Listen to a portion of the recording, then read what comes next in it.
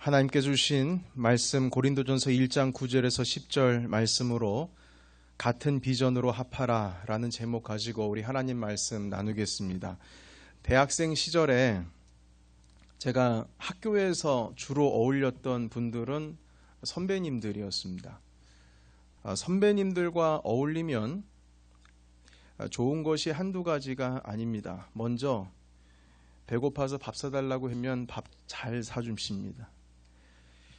시험 때가 되면 1년 먼저, 2년 먼저 공부를 해본 분들이라서 시험에 대한 많은 정보를 또한 가르쳐 주기도 합니다. 전공 과목에 대한 도움도 많이 받을 수가 있고요. 그리고 방학 때에는 선배들과 함께 다양한 경험을 하면서 갓 이제 씻어버린 고등학교 3학년 학생 때의 그 모든 묵은 때를 벗어버리고 이제 참된 자아를 찾아가면서 비전을 품고 사회생활을 하기 위한 어떤 그런 준비를 하는 데에 정말 많은 정보들을 얻고 도움을 얻었습니다. 일반 대학이라면 선배들과 어울려 다니는 것이 조금 부담스러울 수 있을 것 같기도 합니다. 뭐 술 문화라든지 세상 문화 속에서 제가 힘들었을 수도 있고요. 이 신앙적인 것 때문에 제가 원하지 않는 것을 강요당할 때도 있을 수 있겠습니다. 그러나 저는 신학대학교를 다니고 있었기 때문에 선배들께 오히려 좋은 영향을 참 많이 받았습니다. 선배들과 어울려 다니면 제가 꼭 어른스러워지는 것 같은 그런 느낌이 들었습니다. 그리고 선배들과 함께하고 있는 그 가운데에 그들이 가지고 있는 고민들, 이것들을 제가 접할 수가 있게 되었고요. 그 고민들이 저랑 아예 상관이 없고 관계가 없는 것이 아니거든요. 저도 언젠가는 그 고민을 할 수 있는, 언젠가는 저에게 다가올 그러한 고민거리들이었습니다. 그것을 미리 준비를 하고 미리 듣고 미리 해결하고 있는 그 선배들의 과정들을 보는 것이 정말 저에게는 큰 도움이 되었습니다. 제가 다녔던 신학대학교는 아시아 복음화를 최우선으로 두고 그 목적으로 세워진 학교입니다. 그래서 대부분의 학생들이 선교사의 꿈을 꾸고 있습니다. 그리고 교수님들 중에서도 선교사 활동을 하시다가 들어오신 분들이 그래도 꽤 많았습니다. 그리고 저와 함께했던 동료들 중에는 그 이유 때문에 선교사님들이 꽤 많이 있습니다. 정말 많이 있습니다. 선배님들께서 내 비전이 무엇이니? 이렇게 질문을 자주 하셨습니다. 그것이 저를 학교 다니면서 계속 저를 괴롭혔던 질문들이 바로 그 질문이었습니다. 너의 비전은 무엇이니? 그리고 그 비전 자체가 저를 성숙하게 했습니다.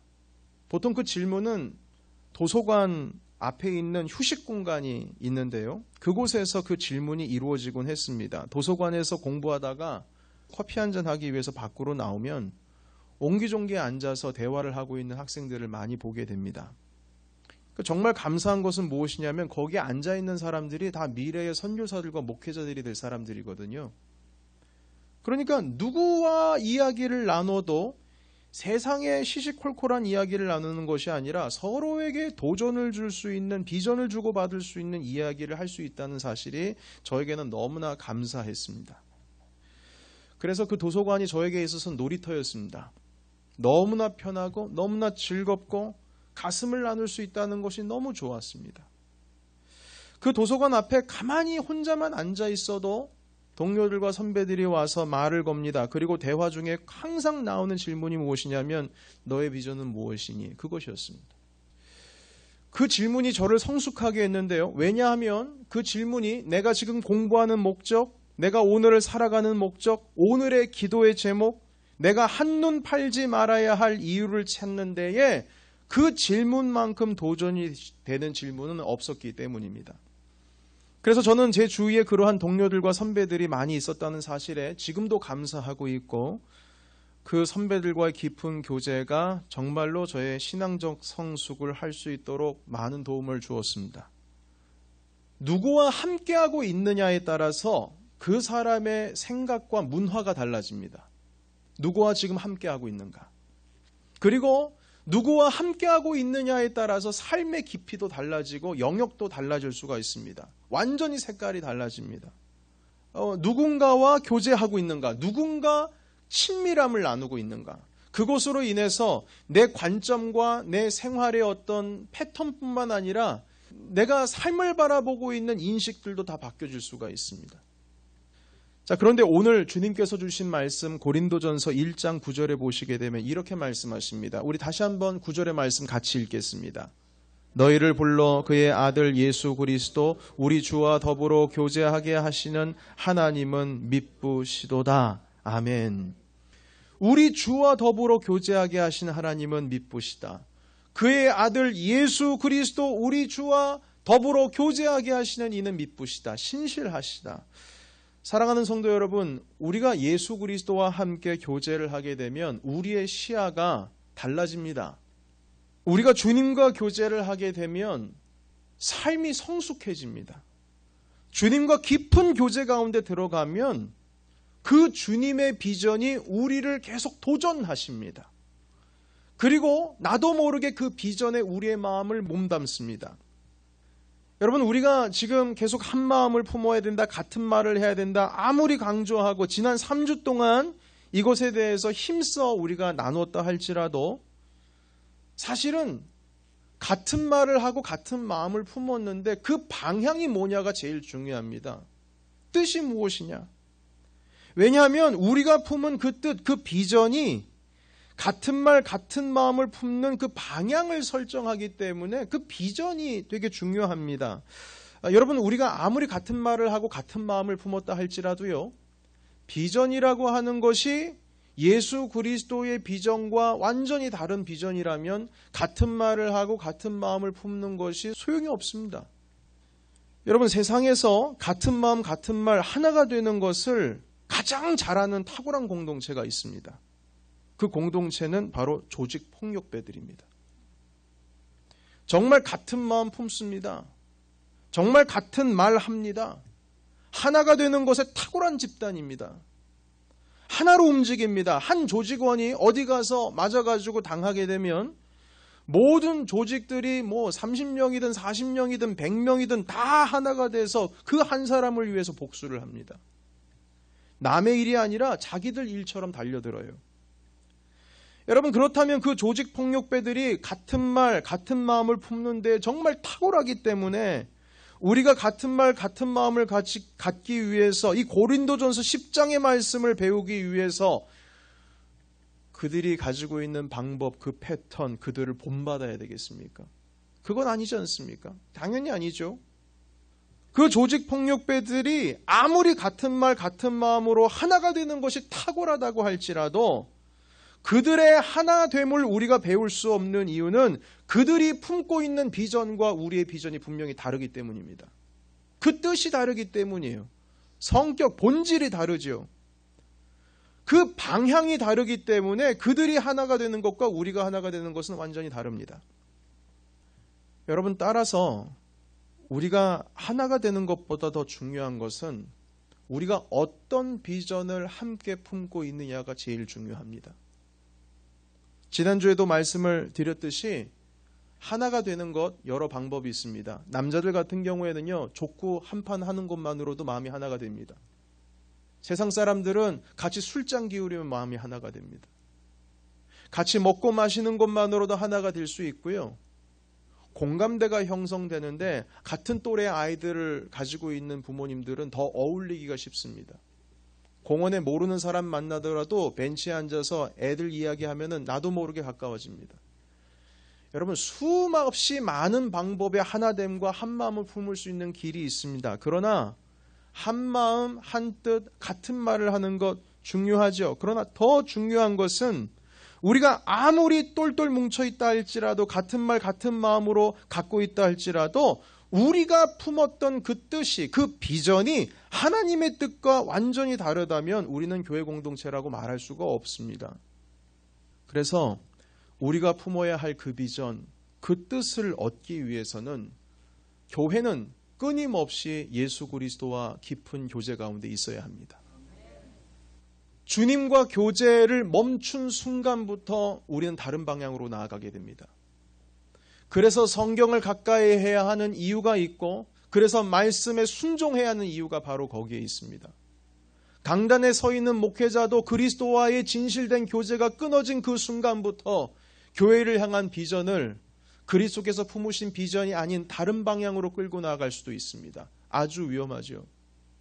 그리스도와의 깊은 교제가 너무나도 중요합니다. 그 교제로부터 같은 말, 같은 마음, 같은 뜻이 나와야 합니다.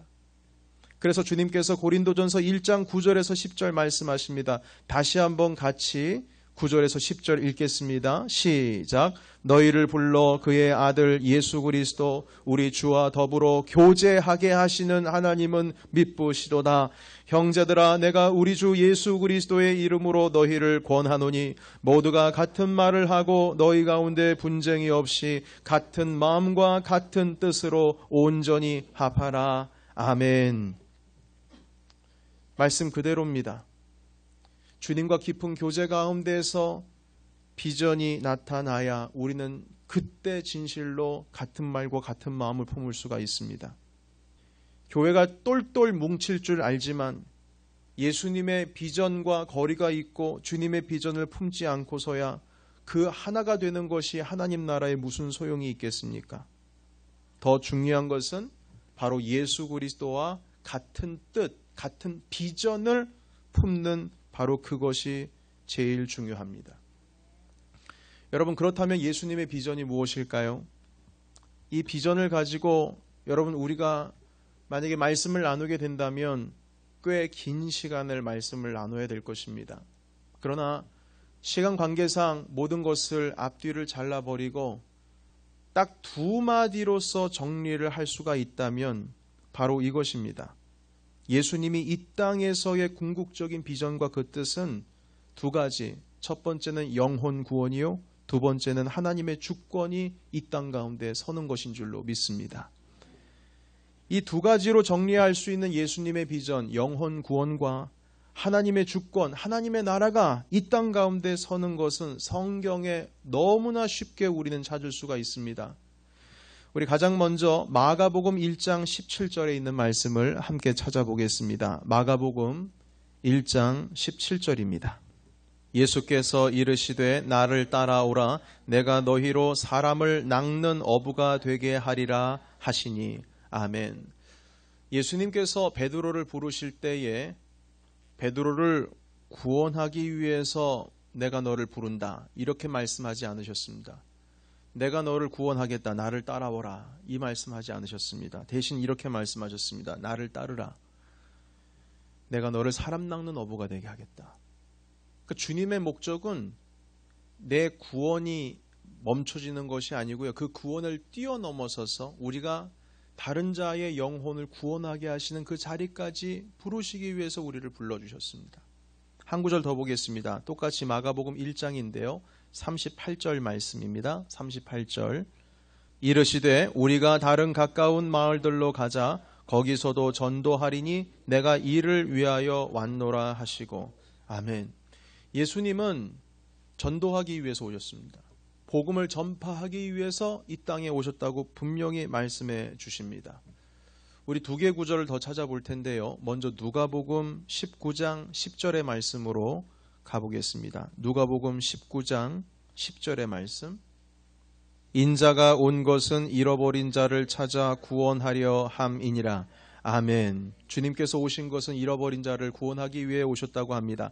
마지막 구절은 우리 찾지 말고 앞에 스크린을 보겠습니다. 누가복음 4장 43절 44절입니다. 예수께서 이르시되 내가 다른 동네들에서도 하나님 나라 복음을 전하여야 하리니 나는 이 일을 위하여 보내심을 받았노라 하시고 갈릴리 여러 회당에서 전도하시더라. 아멘. 영혼 구원하는 일과 하나님의 주권이 이 땅에 서는 일은 이 두 가지가 함께 동시에 진행이 됩니다. 영혼 구원을 얻게 되면 옛 사람은 지나가고 새 사람을 얻습니다. 그 새 사람이 되게 되면 그의 삶은 전적으로 하나님의 주권과 주님의 다스리심 가운데 거하게 됩니다. 예수 그리스도를 믿는다고 하면서 삶이 변화가 되지 않는 것은 믿는 게 아닙니다. 주님을 믿는다고 하는 것은 옛사람은 벗어버리고 새 사람을 입는 것입니다. 그래서 born again 했다고 합니다. 다시 태어났다, 거듭났다고 합니다. 거듭난 자의 삶은 하나님의 나라, 주님의 다스리심, 주님의 주권을 내 삶 가운데 실현하는 사람입니다. 이제는 내 뜻이 아니요 하나님의 뜻을 따르는 사람이요, 그리고 내 길을 내 길로서 가는 것이 아니라 이제는 그리스도께서 걸어가신 십자가의 길을 가는 사람이요, 이제는 내가 생각했던 내 삶의 가치를 세상 가운데 두었다면 이젠 하나님께 가치를 두고 그분을 예배하며 그의 삶의 가치, 그분께서 우리에게 주시는 가치를 품으며 나가는 것, 그것이 거듭난 삶이라고 할 수가 있습니다. 그것이 바로 주님의 다스리심, 주님의 주권이 그 사람 가운데 임하게 되는 것이죠. 그래서 영혼 구원과 하나님께서 다스리시는 그 삶의 주권이 실현되는 것, 그 두 가지가 동시에 진행이 됩니다. 바로 이것이 예수 그리스도께서 품으셨던 비전이었고 이 땅 가운데 오신 목적이었습니다. 바로 그리고 이 비전을 따라서 교회가 세워졌습니다. 주님께서 승천하신 후에 예수 그리스도께서 성령을 기다리라고 말씀하셨는데 성령을 기다리는 목적이 있습니다. 왜냐하면 성령을 임하시고 나서 그리고 사도행전 2장에 보시게 되면 어떤 일이 일어납니까? 성령의 권능을 힘입고 나가서 복음을 전하게 됩니다. 여러분, 우리가 아무리 같은 말을 하고 같은 마음을 품는다 할지라도 주님께서 품으셨던 이 비전이 우리의 삶 가운데에 나타나지 않고서는 우리가 아무리 하나가 되어서 똘똘 뭉친다 할지라도요, 만약 주님의 비전이 우리 마음 가운데 없으면 그 똘똘 뭉치는 것은 세상에 깍두기 머리 하고 있는 조직들과 다를 바가 하나도 없습니다. 중요한 것은 우리가 예수 그리스도의 그 비전을 품고 있는가, 그 품는 비전을 가지고 내가 살아가고 있는가, 그리고 교회가 그 비전을 품고 살아가고 있는가, 이게 중요한 것입니다. 미국의 감자탕 교회들이라고 하는 책이 있습니다. 감자탕 교회들. 이 책에 대해서 잠깐 소개를 하겠는데요. 원 제목은 미국에서 미프레드 미네트리아라고 하시는 목사님께서 쓰셨는데요. 원 제목은 Shaped by God's Heart 이렇게 되어 있습니다. 하나님의 마음으로 형성된 교회, 하나님의 마음으로 이루어진 교회, 이렇게 해석을 할 수가 있을 것 같습니다. 그 책에서 이렇게 말씀합니다. 교회가 자기 사명을 다했느냐를 결정하는 것은 교회가 벌이고 있는 사역의 숫자가 아니다. 자기 사명을 다했느냐 결정할 수 있는 것은 무엇이냐면 교회의 활동이 예수 그리스도의 마음 안에 들어있는 그것을 과연 드러내고 있느냐, 예수님의 마음에 있는 것을 드러내고 있느냐, 그것이 교회가 사명을 다했느냐, 바로 그것을 결정하는 것이다. 이렇게 말하고 있습니다. 여러분, 우리는 같은 마음, 같은 말을 하기 전에 가장 먼저는 예수 그리스도 안에 들어 계신 것을 함께 한 비전으로 드러나야 진실로 교회다운 사역을 하는 줄로 믿습니다. 지금까지 발견된 성경 중에 가장 오래된 성경이 있습니다. 그 성경이 사해바다의 근처에 있는 동굴에서 발견됐다고 해서 사해사본이라고 합니다. 11개의 동굴에서 하나씩 찾아냈는데요. 그 성경은 기원전 2세기경에 쓰여졌습니다. 필사본. 그때는 인쇄 기술이 없었기 때문에 손으로 썼죠. 그런데 2세기경에 기원 전입니다. 기원 후가 아니고 기원 전에 쓰여졌기 때문에 구약만 있습니다. 그런데 여러분 한번 생각해 보시겠습니다. 그 사본이 오늘날의 성경 구약과 비교했을 때 어떨까요? 어느 정도 똑같을 것 같습니까? 어느 정도 비슷할 것 같습니까? 먼저 여러분 판단하시기 전에 제가 한 가지 말씀드릴 수가 있는 것은 우리가 지금 성경을 볼 때는 절 수가 다 기록이 되어 있습니다. 1절, 2절, 3절 이렇게 되어 있는데 그 성경은 절수가 없습니다. 그 절수는 나중에 후대의 학자들이 이제 기록을 해 놓은 겁니다. 그렇기 때문에 필사할 때 여러분 공부를 해보신 분들은 아시겠지만 뭐 제가 한 바닥 두 바닥 받아쓰기 같은 거 이렇게 글을 보면서 글쓰기 공부를 할 때도 옮겨 쓸 때의 말이죠. 이 앞에 것을 잠깐 졸다가 보면 다시 반복할 수도 있고 그리고 자칫 잘못하면 건너뛰기도 하고 그렇습니다. 그런데 지금은 지우개라도 있지요. 당시에는 지우개가 없습니다. 그런데 그 사본이 오늘날의 성경과 비교했을 때 몇 퍼센트 같을 것이라고 생각하십니까? 거의 99% 같습니다. 성경을 필사했던 서기관들이 정말 하나님 두려워하는 마음으로 기록했습니다. 여호와라고 하는, 야훼라고 하는 이름만 나오면 바들바들 떨면서 밖에 나가서 손발 씻고 와서 다시 썼습니다. 그렇게 두려워하는 마음으로 인간의 실수 하나 남기지 않으려고 하나님의 언어로 받아들이고 그것을 썼습니다. 여러분, 2000년의 세월이 지났는데 저도 그 2000년의 세월 동안에 성경이 99% 같다는 것이 여러분, 이건 놀라운 일 아니겠습니까? 그런데 여러분, 한번 생각해 보겠습니다. 성경은 2000년 전이나 기원 전이나 기원 후 지금 이 시대를 2017년을 살아가고 있는 오늘날의 성경과 거의 다 똑같은데 우리가 품고 있는 비전은 어떻습니까? 예수 그리스도 시대 때에 품고 있었던, 그때 당시에 초대교회 사람들이 품고 있었던 그 비전과 우리의 교회의 비전을 비교했을 때 예수 그리스도께서 품으셨던 그 비전, 2000년 전의 그 비전이 그대로 오늘날 우리 교회에도 변하지 않고 100% 전해지고 있다라고 여러분 생각하십니까? 100%는 아니더라도 90% 정도는 전해질 수 있다라고 생각을 하십니까? 저는 그렇게 생각하지 않습니다. 성경은 2000년 전이나 지금이나 그대로인데 우리의 신앙, 우리의 비전은 분명히 그게 아닐 수도 있습니다. 예수 그리스도의 마음을 품고 2000년을 버텨야 하는데 21세기를 살아가고 있는 우리들에게 있어서는 그 신앙의 본질이요, 주님께서 품으셨던 그 마음을 훼손시키고 색깔을 입히고 때를 묻히고 너무나 많이 깎아먹어버릴 수밖에 없는 수많은 도전들이 우리를 도전하고 있습니다. 사실 오늘날의 가장 큰 도전이 무엇이냐면 너무 바쁜 겁니다.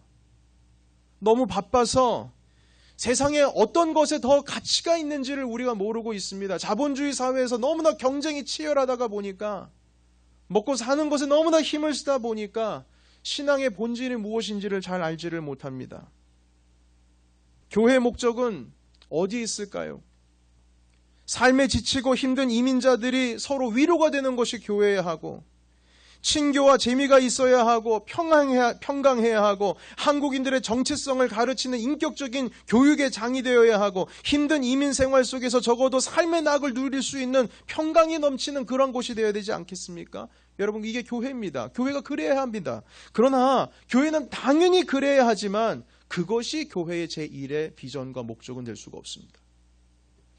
하나님께서 예수 그리스도를 이 땅에 보내신 목적과 주님께서 이 땅 가운데 우리를 부르신 목적은 바로 영혼 구원과 하나님의 주권의 실현, 그 두 가지입니다. 우리는 이렇게 말할 수 있을 것 같습니다. 내 신앙 나 스스로 챙기기도 힘든데 무슨 남의 영혼까지 내가 책임질까? 결코 그렇지 않습니다. 그건 어느 누구의 목도 아니고 예수 그리스도의 목도 아니고 여기 앞에 있는 목사의 목도 아닙니다. 우리가 십자가로 구원을 얻고 예수 그리스도를 우리의 주로 시인을 하고 주님의 은총을 우리가 모두 입었다면 영혼 구원과 하나님의 주권의 그 실현은 우리 모두의 몫인 줄로 믿습니다. 여러분, 그 비전을 가지고 우리가 같은 말 그리고 같은 마음을 품어야 됩니다. 지난 3주 동안에 한 마음을 품기 위해서 서로 먼저 다가가서 안녕하세요, 인사하고 제가 도와드리겠습니다, 감사합니다, 이렇게 말하는 운동을 벌였습니다. 여러분, 그러나 이것보다 더 중요한 것이 있는데 그것은 바로 예수 그리스도께서 품으신 그 뜻을 교회가 같이 품는 것입니다. 이 비전이 사라지면, 제가 다음 주에도 함께 말씀을 더욱더 깊이 나누겠지만, 이 비전을 잃어버리면 여러분, 교회가 아닙니다. 이 비전을 잃어버리면 물이 고요히 있으면 썩듯이 교회가 변질됩니다. 예수 그리스도와의 참된 교제가 있으면 그 비전의 영향을 받는다고 우리 분명히 고린도전서 1장 9절의 말씀을 봤습니다. 우리 주 예수 그리스도 하나님의 아들 그분과 교제케 하시는 하나님은 신실하시다. 그 힘으로 인해서 우리가 같은 말, 같은 뜻, 같은 마음을 품어야 되지 않겠느냐, 주님 말씀해 주셨습니다. 제가 학교에 신학교 선배들과 어울리며 다니면서 복음에 대한 꿈을 키웠고 비전과 꿈을 키웠듯이 예수 그리스도와의 진실된 참된 교제가 있는 공동체라면, 그리고 참된 교제를 누리고 있는 성도들이라면 예수님의 비전인 그 영혼 구원이라고 하는 것을 거리를 멀리 둘 수가 없습니다. 여러분, 말씀 정리하도록 합니다. 이 시간 마지막 이 4개의 모든 말씀을 함께 나누고 마지막 4주차를 보내고 있는 이 시점에서 우리 마음에 그 예수 그리스도께서 품으셨던 그 비전을 우리가 품고 있는지 스스로를 확인하기를 원합니다. 우리 마음속에는 항상 복음을 전해야 될 사람이 내 마음 가운데 있어야 하고요. 길을 가거나 그리고 낯선 사람을 만나고 함께 이야기 나눌 때도 항상 그 영혼이 그리스도를 알고 있는 영혼인지에 대해서 항상 마음 가운데 거룩한 부담감을 가지고 있어야 됩니다. 그것이 진실된 예수 그리스도의 비전을 품은 사람의, 그리스도인들의 모습인 줄로 믿습니다. 여러분, 그 예수님의 비전, 그 뜻을 함께 품어서 진실로 그리스도의 비전이 성취되는 교회, 그리스도 안에 있는 그 마음이 실현되는 교회, 영혼 구원뿐만 아니라 하나님의 다스리심과 주님의 주권이 실현되는 사랑하는 우리 모든 성도 여러분, 그리고 우리 사랑하시는 주의 교회 공동체가 되시기를 예수님의 이름으로 축원합니다. 아멘. 기도